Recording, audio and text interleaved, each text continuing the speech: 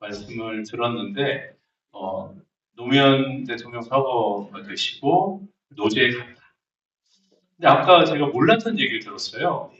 관을, 관에 손을 짚었다. 그때 저도 노제가 기억납니다만, 가까이 다가가기조차도 어려웠거든요. 어떤 상황이었어요? 그때가 2009년 5월 말이었어요. 그 얼마 전에 이제 막 뉴스 방송을 통해 가지고 노트북식의 모욕이 막 있지 않았습니까? 그때 이제 우리 외교법인의 회계사들하고 상당히 진보적이었는데 그때 조금 노무현 대통령을 원망했던 것 같아요. 첫 번째로는 정권 재창출을 못했더니 이명박 정권이 들어섰잖아요. 그게 너무 싫었고 두 번째는 사실 노트북 시계로 조롱을 받으니까 민주 진보 정치가 실패한 건가 이런 느낌이 들었는데 좀 아쉬움이 있었는데 그리고 나서 며칠 있다가 그분이 돌아가셨다는 얘기를 듣고 아마 크게 울었던 것 같아요. 그래서 이제 5월 말에 노제가 있는데 가봐야 되겠다. 마음이 너무 불편하네요. 그래가지고 우리 사무실에다가 종합소득세는 내가 갔다 와서 결제하겠다. 그리고 나서 차를 몰고 여기 우리 이인규 이사님 계신데 공인회계사회 주차장에다 차를 세워놓고 서울시청 앞에 갔어요.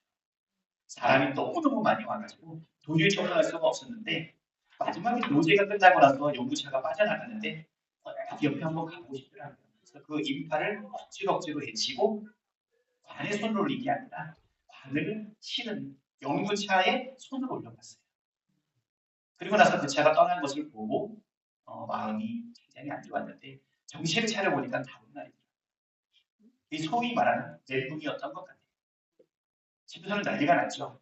뭐 흔적도 끊겼고 종합소득세 신고도 멈췄고 그게 아마 5월 29일, 5월 30일 아마 이때쯤이었던 것 같거든요. 그리고 내려오면서 그 생각이 자꾸 나더라고요. 민주주의 최후의 보루는 깨어있는 시민의 조직입니다. 내가 깨어있는 시민이었나 이 생각이 들어서 그때부터 시민단체를 찾아다니기 시작했습니다. 여기 있나? 평화와 참여로 가는 인천연대. 관계자 계신가요? 네. 그 인천에서 굉장히 활동력이 많고 구성원들이 많은 그 모임인데 거기에 막연하게 가서 시민이 뭔지 깨어있는 시민이 뭔지 조직된 힘이 뭔지를 좀 알기 위해서 했는데 그 기관이 서서가 있는 부평이었습니다. 그래서 정치를 하게 된 계기는 처음부터 정치를 하겠다는 마음먹은 게 아니라 나쁜 정치, 민주주의를 지키기 위한 보루는 깨어있는 시민의 조직된 힘이라는 그 말을 막연하게 찾기 위한 어떻게 보면 철로 역정이었던 거죠. 한 2년 정도를 그렇게 하고 나니까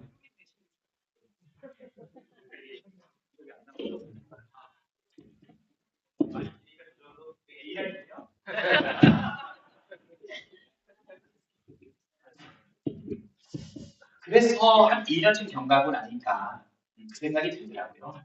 조금 의식도 생기고 하면서 권한과 책임을 갖는 욕 먹더라도 정치를 해야겠다.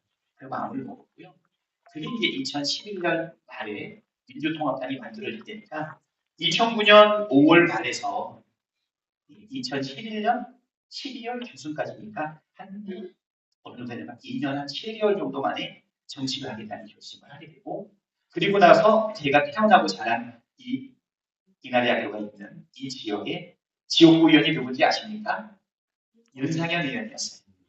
내가 반드시 여기에 지역 대표성 그리고 각을 세워가지고 도전을 했는데 여러분 잘 아시다시피 19대 총선에서 컷오프 됐습니다. 2달 만에. 그게 이제 저는 정치를 하게 된 계기였는데 작년 4월 4일 윤석열을 파면시키고 그리고 6월 13일 날 대선을 이기는 그 과정까지 생각을 해보니까 한 16년 정도 경과한 거죠. 어쩌면 저의 정치는 나쁜 정치를 막기 위해서 시민이 한 사람 한 사람이 깨어있고 조직된 힘을 가져야겠다라고 하는 그 출발에서 시작을 해서 어느 순간 정치인이 되게 됐던 것이고 다행히 초심을 잃지 않고 쭉 이어왔던 건 아닌가 싶어요. 2016년 첫 번째 탄핵이 국정농단 박근혜 탄핵 아닙니까? 제가 그때 인천 연수구 민주당으로는 국회의원 한 번도 배출하지 못했던 그 지역에서 기적같이 214표 차이로 당선이 돼가지고 123석 대 122석 한 석 차이 우리를 일당을 만드는데 기여를 합니다. 그래서 동생이 일당이 탄핵안을 2016년 12월 9일 날 올려서 사실은 국정농단 박근혜 탄핵이라는 결과가 일어나고 이후에 그 촛불혁명의 결과로 문재인 정부가 들어서는 것을 첫 번째 경험했다면 그 이후에 코로나 정국에서 재선에 성공하고 그리고 나서 이재명 대통령과 함께 21년 7월 1일부터 캠프의 수석 대변인이 되면서 5년 동안을 진행왔는데요. 그리고 나서 코로나 때 재선에 성공하고 그리고 참선에 성공하면서 원내대표가 됐는데 이번에는 공교롭게 윤석열의 내란이 벌어져서 이 내란을 막는 가장 앞자리에 우리 노정면 원내대변인과 함께 원내대표로서 두 번째 같은 정치 극단적인 개혁을 막는 데 역할을 했기 때문에 어떻게 보면 노무현 대통령 문교차에 손을 올렸던 그때의 그 마음이 다행히 16년 동안 변하지 않아서 두 번의 이 결과를 가졌던 것 같습니다. 그래서 어떻게 보면 16년이라는 그 기간 동안의 저의 행보는 그때 노무현 대통령을 기리고 깨어있는 시민의 조직된 힘이 민주주의 최후의 보루라는 그 말로 박근혜 탄핵과 윤석열 탄핵을 이끌어내는 길에 들어왔으니까 굉장히 좀 서사가 있지 않습니까? 지난 16년 동안 그랬듯이 앞으로의 16년 그 이상도 일관된 그런 마음을 유지해 주시리라 믿고 또 그래 주시기를 요청드립니다. 네. 그 다음 주제로 넘어가기 전에 하나만 제가 진짜 개인적으로 너무 궁금했어요. 그러니까 2016년에 초선이 된 거예요. 극적으로 검을 황우열을 꺾고 아니, 황우열을 쫓아내고 저기 서구로 갔죠. 다른 사람이 그때 나왔고요. 그럼 2012년에는 윤석열하고 붙여서 지신 게 아니라 민주당 공천을 통과를 못 하신 거잖아요. 네, 허둥 당했죠.